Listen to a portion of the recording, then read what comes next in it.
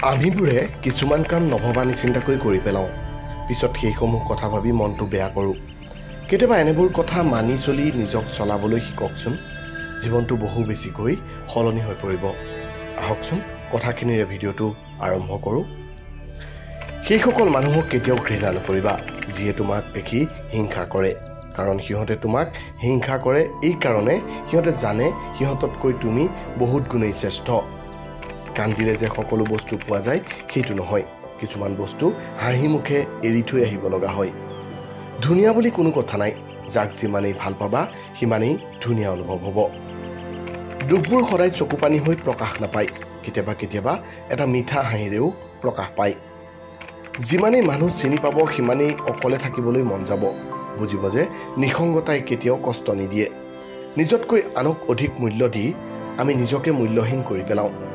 প্ৰতিটো কথাত জয়ী হোৱাটো প্ৰয়োজনীয় নহয় কেতিয়াবা জানি বুজি হাৰি যোৱাটো গুৰুত্বপূৰ্ণ জীৱনৰ দুটি কথা আনক নক'ব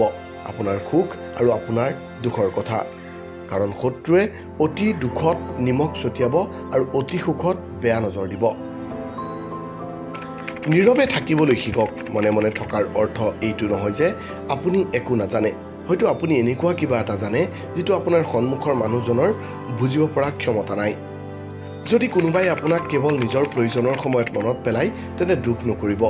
ইয়াৰ পৰিৱৰ্তে গৌৰৱ বোধ কৰিব যে তেওঁলোকক আন্ধাৰত পোহৰৰ প্ৰয়োজন হয় আৰু সেই পোহৰ আপুনি